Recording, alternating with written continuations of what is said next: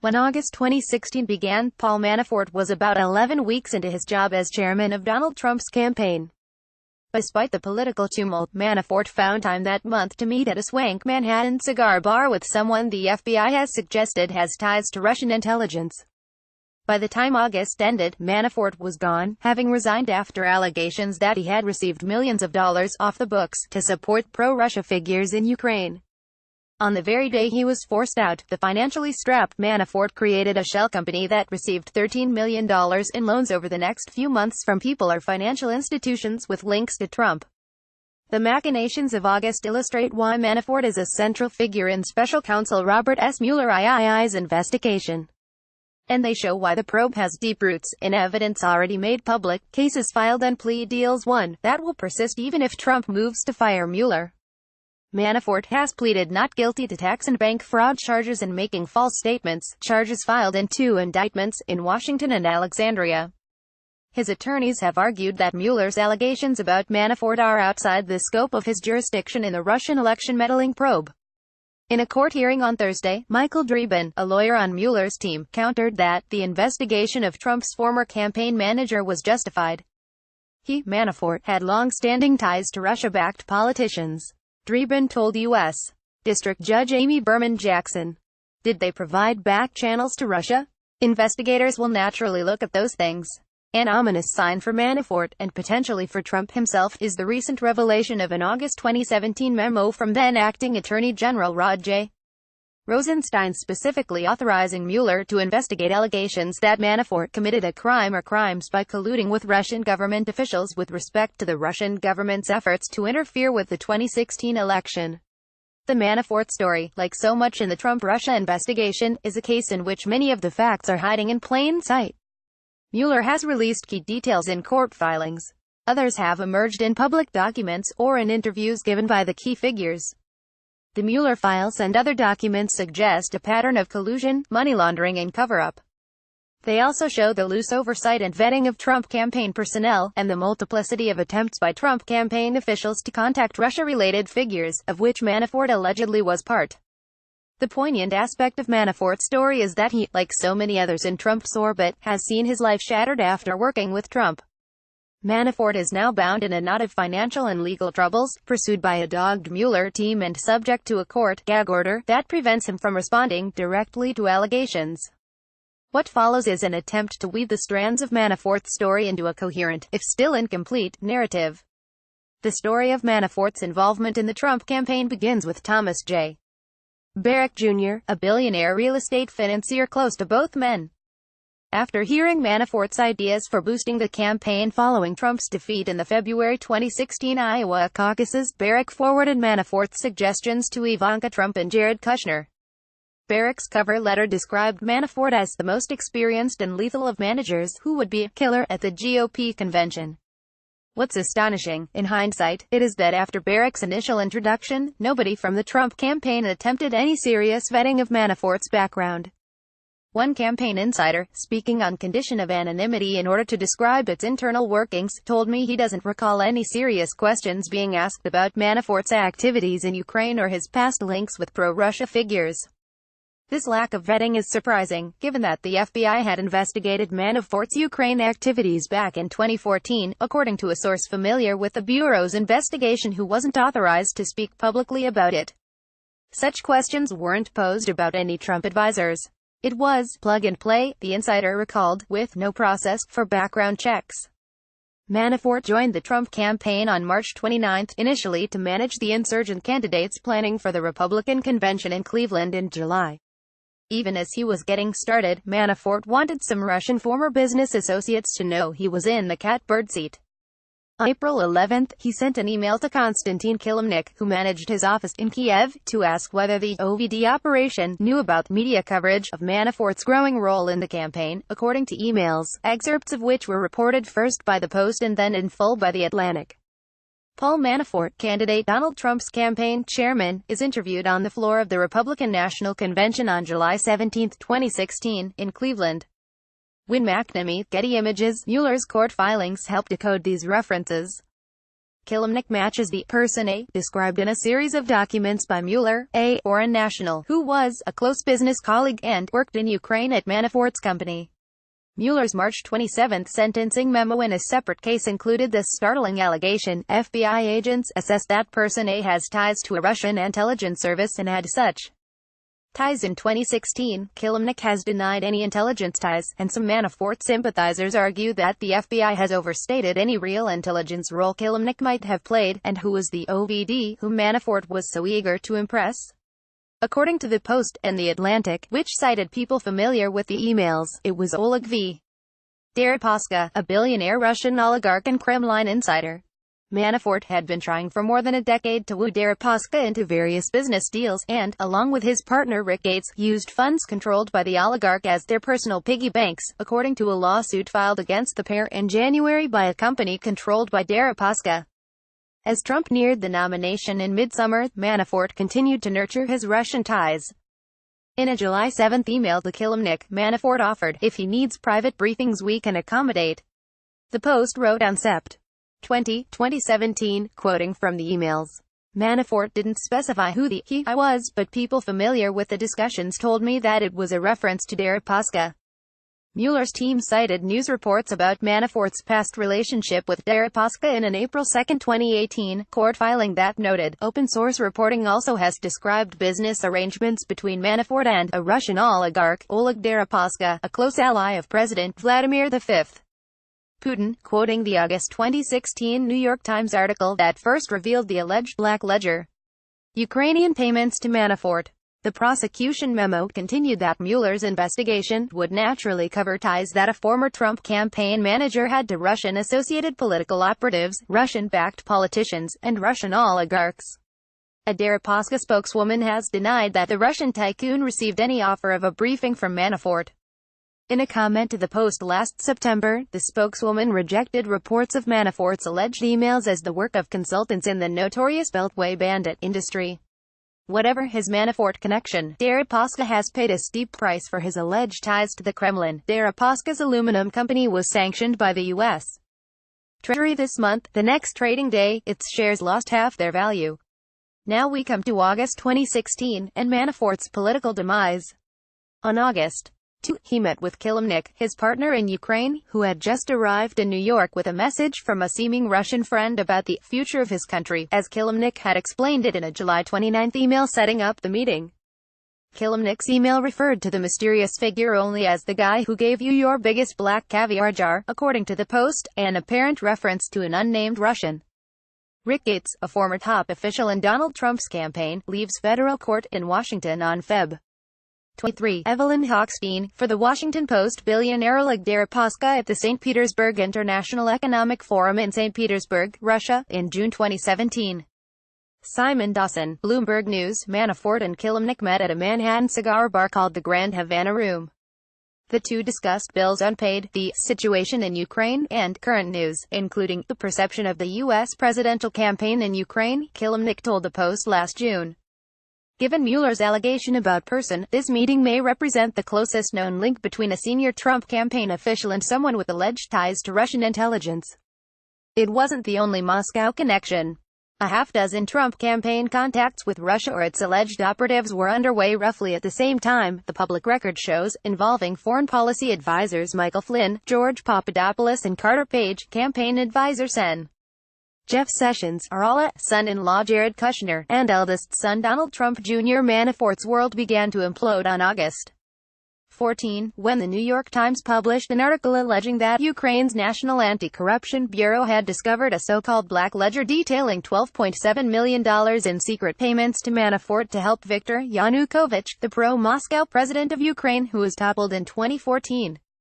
Ukrainian authorities said last June that they didn't have proof that Manafort received the money, according to Bloomberg. The final rupture came on August 19. CNN reported that day that the Justice Department and FBI were investigating Manafort's firm's ties to Yanukovych. That same day, Trump accepted Manafort's resignation as campaign chairman. "My father just didn't want to have the distraction looming over the campaign," Eric Trump told Fox News.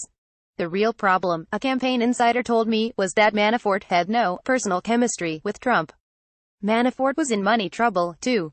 Genesis Capital, which describes itself as a private money lender for professional investors, had lent about $20 million at high interest to various Manafort-related properties since 2015. 4 California properties secured about $15 million of those loans to Manafort family shell companies. Genesis Capital issued default notices on those California properties on August 16, August 18, August 19 and August 30, 2016, court documents show.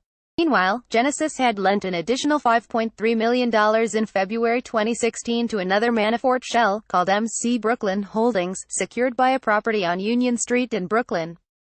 The Brooklyn Shell Company missed a scheduled payment in June, and Genesis initiated foreclosure proceedings in September 2016. As Manafort's problems mounted, the Genesis loans entered a legal netherworld of default and change of ownership.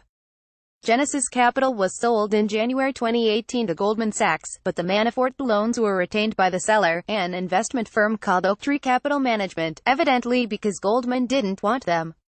Oaktree has tried to collect, but all 4 California loans remain in default, and one of them has been foreclosed. Court documents indicate that Manafort was able to keep the Brooklyn property and pay off the Genesis loan. Genesis Capital and Oaktree Capital both declined to make any public comment. Documentation of some of Manafort's real estate activities has been compiled by independent investigators Julian Russo and Matthew Turman on the website 377union.com. How did Manafort initially address these financial problems? It was thanks to loans from entities with ties to Trump that channeled the money into a newly designated shell company with an ironically sunny name, Summerbreeze LLC.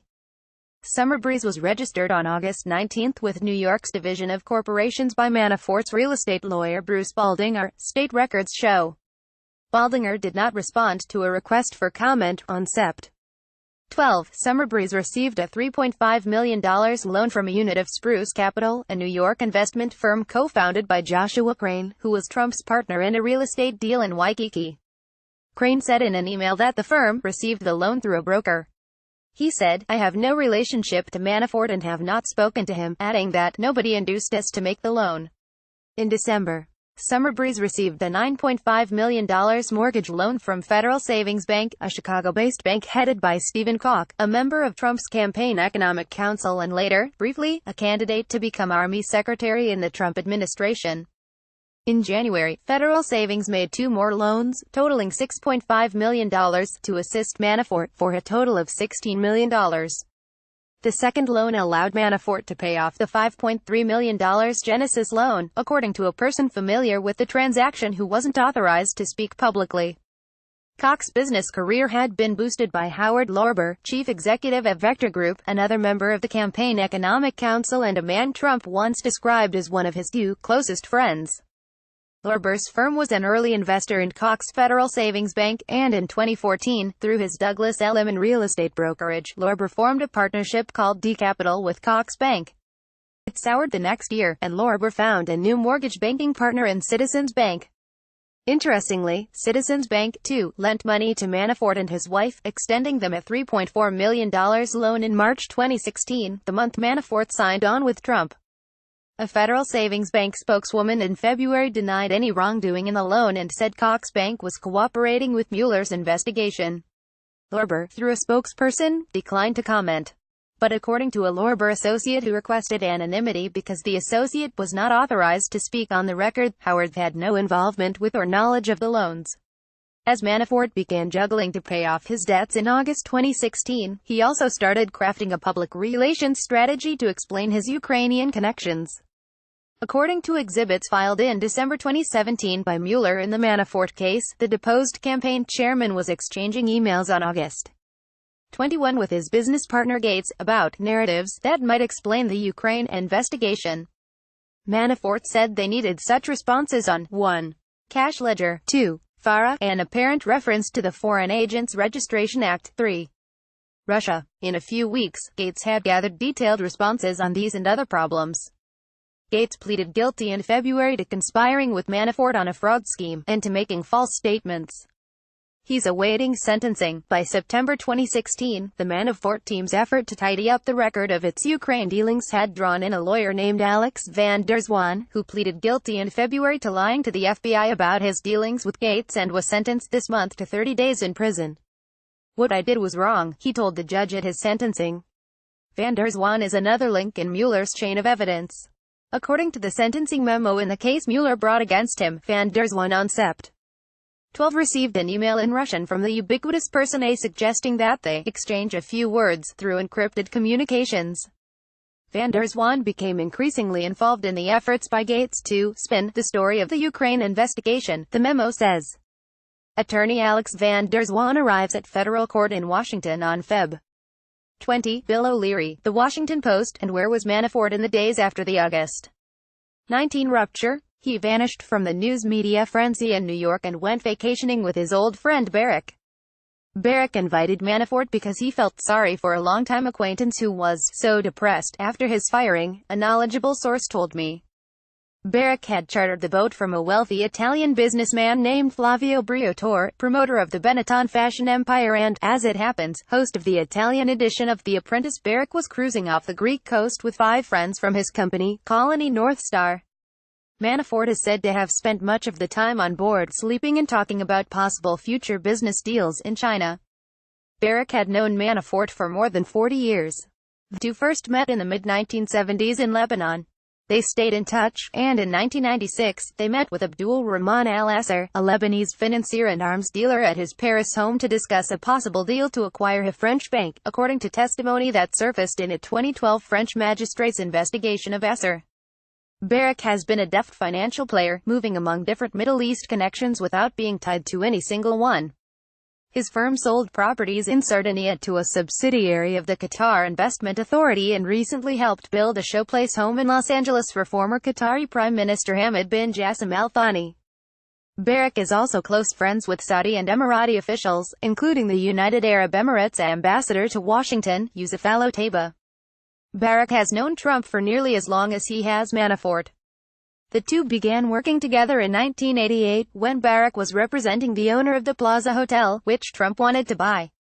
Trump eventually purchased the hotel for more than $400 million, only to lose it later when he was facing severe financial problems. He played me like a Steinway piano, Barack said of Trump's negotiations over the hotel, according to The Real Deal, a real estate publication. Barack led the committee that raised more than $100 million for Trump's inauguration, according to USA Today. In that role, he worked closely with Gates, Manafort's deputy, who served as deputy chairman of the committee. Barack stayed loyal even as the FBI investigation of the Manafort team deepened, hiring Gates in March 2017 as a consultant at his Colony North Star financial flagship. The job ended when Manafort and Gates were indicted in October. Barack has helped Manafort financially several times as well, starting with $1.7 million in loans to his wife, Kathleen, in 2004. And in April 2012, a Manafort company received a $1.5 million mortgage loan from First Republic Bank. Barack's company is an investor in the bank, and he sits on its board, though Barack has said he was not aware of the loan. If you think you've heard the name First Republic Bank somewhere else, you're right. That's the same bank from which Trump lawyer Michael Cohen wired $130,000 in hush money to adult film actress Stormy Daniels. Barack has said he knew nothing about the payment. Indeed, it was First Republic that notified federal investigators of the payment, because it raised red flags under its Know Your Customer rules, setting the Daniels saga rolling. The Manafort case illustrates how hard it will be for Trump to dispel the allegations that swirl around the Mueller investigation. The president might want to rid himself of the special counsel, but he can't make the evidence that has already been gathered disappear. Twitter, @IgnatiusPost. Read more from David Ignatius's archive, follow him on Twitter or subscribe to his updates on Facebook.